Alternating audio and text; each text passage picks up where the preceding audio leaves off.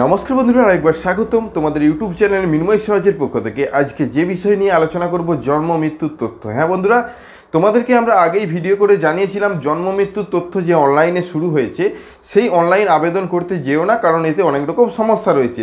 সমস্যা বলতে আমরা যেই সময় ভিডিও বানিয়েছিলাম সেই সময় হলো সেই সরকারের তরফ থেকে অ্যানাউন্সমেন্ট করা হয়েছিল, একটি নতুন ওয়েবসাইট তৈরি করা হয়েছে, যার মাধ্যমে তোমরা অনলাইনে অতি সহজে জন্ম মৃত্যুর তথ্য অর্থাৎ জন্ম মৃত্যুর সার্টিফিকেট পেতে পারো। এবং সেখানে আমরা গিয়ে দেখেছিলাম সেখানে অনেক কিছু এক্সট্রা ডকুমেন্টস চাওয়া হয়েছিল, যেমন পেমেন্ট হিস্ট্রি ডকুমেন্টস চাওয়া হয়েছিল, অর্থাৎ 2-3টে ডকুমেন্টস সেখানে চাওয়া হয়েছিল। সেজন্য বলেছিলাম এই ডকুমেন্টসগুলো পাওয়া সম্ভব নয়, অর্থাৎ তোমরা অনলাইনে আবেদন করতে পারবে না, বা এখানে পারলেও হয়তো তোমাদের সঠিকভাবে আবেদন করতে পারবে না।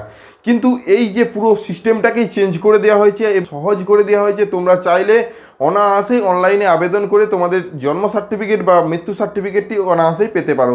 তো আজকের ভিডিওটা তাদের জন্যই যারা অনেক দিন ধরে যে সার্টিফিকেট পাচ্ছ না, বা তোমরা আবেদন করার পরেও তোমরা কোনোভাবে রেসপন্স পাচ্ছ না, তোমরা অনায়াসেই এই অনলাইনের মাধ্যমে এসে আবেদন করো। 7 দিনের মধ্যে তোমাদের সার্টিফিকেটটি তৈরি হয়ে যাবে এবং তোমরা অনায়াসেই সেই সার্টিফিকেটটি জন্ম সার্টিফিকেট বা মৃত্যু সার্টিফিকেট হিসেবে যে কোনো জায়গায় ব্যবহার করতে পারবে। অর্থাৎ আমরা তোমাদেরকে পুরো স্টেপ বাই স্টেপ পদ্ধতিটা এবং সিম্পল পদ্ধতিটা তোমাদের সামনে তুলে আনছি। অবশ্যই ভিডিওটাকে স্কিপ না করে লাস্ট পর্যন্ত দেখতে থাকো এবং আমাদের সাথে থাকো। তার আগে একটি ছোট্ট অনুরোধ, যদি তুমি আমাদের চ্যানেলে নতুন এসেছো অবশ্যই নিচের দেওয়া লাল রঙের সাবস্ক্রাইব বাটনটাতে ক্লিক করে দাও এবং পাশের দেওয়া নোটিফিকেশন বেল আইকনটা ক্লিক করতে ভুলো না পরবর্তী নোটিফিকেশন পাওয়ার জন্য। আর যারা অলরেডি সাবস্ক্রাইব করে আমাদেরকে সাপোর্ট করছে তাদেরকে অসংখ্য ধন্যবাদ। হ্যাঁ বন্ধুরা, আমরা সরাসরি যে ওয়েবসাইটটিতে যাব অর্থাৎ wbhealth.gov.in, এই ওয়েবসাইটের মধ্যেই এই জন্ম মৃত্যু তথ্যের একটি নতুন লিঙ্ক প্রোভাইড করা হয়েছে। অর্থাৎ এই ওয়েবসাইটে যাবার পরে নিচের দিকে নামিয়ে গেলে জন্ম মৃত্যু তথ্য বলে এবং সাইডে নিউ, হয়তো কিছুদিন পরে এই লেখাটা উঠে যাবে এবং জন্ম মৃত্যু তথ্য এই অপশনটা পাবে। অর্থাৎ এখানে ক্লিক করার সাথে সাথে সুন্দর ইন্টারফেসে একটি জন্ম মৃত্যু তথ্য এবং আমাদের মুখ্যমন্ত্রীর ছবি সমেত একটি ওয়েবসাইট তৈরি করা হয়েছে এবং এখান থেকে আবেদন করতে হবে। অর্থাৎ এখানে যাওয়ার পর সাইডে যে লগ ইন কর্নারগুলো দেখতে পাচ্ছ, এইটা সম্পূর্ণ অ্যাডমিন সেকশন, অর্থাৎ এই ওয়েবসাইটটা যারা অপারেট করছে তাদের জন্য। তো এখানে না গিয়ে সাইড সিটিজেন সার্ভিস অপশানে আমাদেরকে যেতে হবে। তো সিটিজেন সার্ভিসের মধ্যে ডেথ এবং বার্থ দুটো অপশান পাবো। তো ডেথ সার্টিফিকেট আমরা পরে আলোচনা করব, যেহেতু আজকে বার্থ সার্টিফিকেট নিয়ে আলোচনা করব যে কিভাবে আবেদন করবে। তো আমরা বার্থে ক্লিক রাখবো। ক্লিক রাখার সাথে সাথে আমাদের সামনে অনেকগুলো অপশান আসবে। নতুন আবেদনের জন্য, আবেদন করা হয়ে গেলে ট্র্যাক করার জন্য, বা সার্টিফিকেট দেওয়া হয়ে গেলে ডাউনলোড করার জন্য আরও অন্যান্য অপশান রয়েছে। যেহেতু আজকে আমরা আবেদন পদ্ধতি নিয়ে কথা বলছি, তো অ্যাপ্লাই ফর নিউ রেজিস্ট্রেশনে ক্লিক করার সাথে সাথে তোমাদের সামনে মোবাইল নম্বর দেওয়ার একটি ঘর আসবে। অর্থাৎ তোমাদের নিজের মোবাইল নম্বর যে আবেদন করছো তার নাম্বারটা দেওয়ার পরেই সাবমিট করে দেওয়ার সাথে সাথে সেন্ড ওটিপি যাবে এবং ওটিপিটা দেওয়ার পর সাবমিট করতে হবে। সাবমিট করে দেওয়ার সাথে সাথে সুন্দর একটি ফর্ম আসবে এবং এই ফর্মটা সম্পূর্ণ সিম্পল ওয়েতে তোমরা দেখতে পাবে এবং এই ফর্মটাতে তেমন কিছুই নেই। প্রথমে তোমাদের মোবাইল নাম্বারটা থাকবে, তারপর ইনফরমেশন অফ দ্য চাইল্ড অর্থাৎ যার নামে বার্থ সার্টিফিকেট তৈরি করছো তার ডিটেলস দিতে হবে। অর্থাৎ ডেট অফ বার্থ, কত তারিখে জন্ম হয়েছে এবং মেল না ফিমেল, ফার্স্ট নেম কি, মিডিল নেম কি, লাস্ট নেম কি, অর্থাৎ যে নাম তোমাদের ডক্টরি সার্টিফিকেট বা হসপিটাল থেকে তোমরা লিখে এনেছো বা তোমাদের পছন্দ অনুযায়ী নাম দিয়েছো সেই নামটা দিবে এবং এটা হলো যমজ হয়েছে না সিঙ্গেল সেটাও এখানে উল্লেখ করতে হবে। এবং প্লেস অফ বার্থ অর্থাৎ প্লেস অফ বার্থে তোমার কোথায় জন্মগ্রহণ হয়েছে সেটা লিখতে হবে। হসপিটাল না হোম এখানে অপশান আসবে এবং কোন স্টেটের মধ্যে, ডিস্ট্রিক্ট, মিউনিসিপ্যালিটি, একদম তোমাদের হসপিটাল পর্যন্ত এখানে চয়েস করার অপশান দিবে যদি তুমি হসপিটাল করো, এবং এইগুলো সঠিকভাবে চয়েস করতে হবে। এখানে লেখার কোনো অপশান নেই চয়েস করার পরে। এবং যদি না তুমি হসপিটাল খুঁজে পাও তাহলে এখানে ফাইন হসপিটাল অ্যাড্রেসে ক্লিক করে তোমরা হসপিটাল খুঁজে পেতে পারো। তারপরে নেক্সট, অর্থাৎ এখানে বাবার ডিটেলস অর্থাৎ বাবার প্রথম নাম, মিডিল নাম এবং লাস্ট নেম, যেটা মিডিল নেম না থাকলে লাস্ট নেম দেবে, এবং মোবাইল নম্বর এবং আইডি প্রুফ হিসেবে তার আধার কার্ড, ভোটার কার্ড যে কোনো কিছু একটা দিতে হবে, অর্থাৎ স্ক্যান করে আপলোড করতে হবে। সে আধার কার্ড আমরা চয়েস করেছি এবং আইডি প্রুফ নম্বরটা অর্থাৎ আধার নম্বরটা এখানে লিখেছি এবং আপলোড করেছি পিডিএফ ফরম্যাটে আধার কার্ডটাকে। অর্থাৎ আধার কার্ডটা যেমন ভালোভাবে বোঝা যায় সেই ফরম্যাটে তোমরা আপলোড করতে হবে। একইভাবে মায়ের ক্ষেত্রেও একই, মায়ের first name, middle name, last name, mobile নম্বর এবং সে কি আইডি কার্ড ইউজ করছে। আমি এখানে এপিক কার্ড অর্থাৎ ভোটার কার্ড ব্যবহার করেছি, তার ভোটার কার্ড নম্বর এবং চয়েস ফাইল করে সেই স্ক্যান করে রাখতে হবে এবং সেটা ডকুমেন্টস হিসেবে আপলোড করতে হবে। তারপর রয়েছে প্রেজেন্ট অ্যাড্রেস অর্থাৎ অ্যাড্রেস ঘরটা পুরোপুরিভাবে ফিল করতে হবে।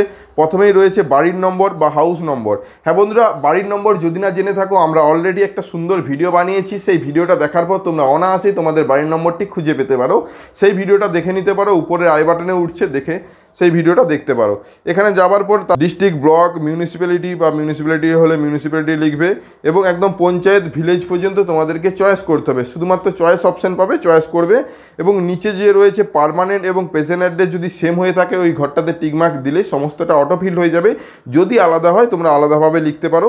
এবং নিচেও একটি অপশান রয়েছে সংবাদ, যে সংবাদ দিয়েছে তারও কি অ্যাড্রেস সেম, তো এখানে টিকমার্ক রেখে এখানে নামটা লিখে দিবে এবং তারপরে নেক্সট চলে যাবে। পরিসংখ্যানগত তথ্য, অর্থাৎ এখানে তোমাদেরকে রিলিজন অর্থাৎ তোমার ধর্ম কি সেটা এখানে চয়েস করতে হবে। তারপর পিতা কতদূর পর্যন্ত পড়াশোনা রয়েছে সেটা লিখতে হবে এবং পিতা কি করে, বাবা কি করে, এবং একইভাবে কতদূর পর্যন্ত পড়াশোনা রয়েছে, মা কি করে। তারপর এখানে আদার্স ইনফরমেশন তথ্য, এখানে প্রথম ঘরটা বলা হয়েছে বিবাহের বছর, অর্থাৎ মায়ের কত বছর বয়সে বিবাহ হয়েছিল, এবং তার নিচের অপশানটা রয়েছে বাচ্চা কত বছর বয়সে হয়েছে, এবং যে বছরগুলো অবশ্যই ক্যালকুলেট করে তোমরা এখানে লিখবে, এবং সন্তানের সংখ্যা কত, অর্থাৎ ছেলে মেয়ের সংখ্যা কত, এটা 1, 2 যদি প্রথম সন্তান হয়ে থাকে এখানে 1, এবং সাইডে কয়েকটা অপশান সিলেক্ট করতে হবে। অর্থাৎ প্রথম ঘরটা বলা হয়েছে যে কোথায় জন্ম হয়েছে, অর্থাৎ জন্মের সময় কে কে ছিল তোমার সাথে। তো তোমরা যদি হসপিটালে করো গভর্নমেন্ট করতে পারো, যদি প্রাইভেট হসপিটালে থাকো তাহলে প্রাইভেট করতে পারো, এবং যদি কোথাও না হয়ে থাকে ডক্টর নার্সের মাধ্যমে যদি বাড়িতে হয়ে থাকে তাহলে সেটা করতে পারো। তাছাড়া এখানে আদার্স পার্সন, রিলেটিভস পার্সন যদি বাড়িতে হয়ে থাকে বা সেটার জন্য আদার্স পার্সন এখানে চয়েস করতে পারবে। একইভাবে ডেলিভারি কিভাবে হয়েছে, নর্মাল না সিজার, এই অপশান দুটো রয়েছে, তোমরা এখানে চয়েস করবে।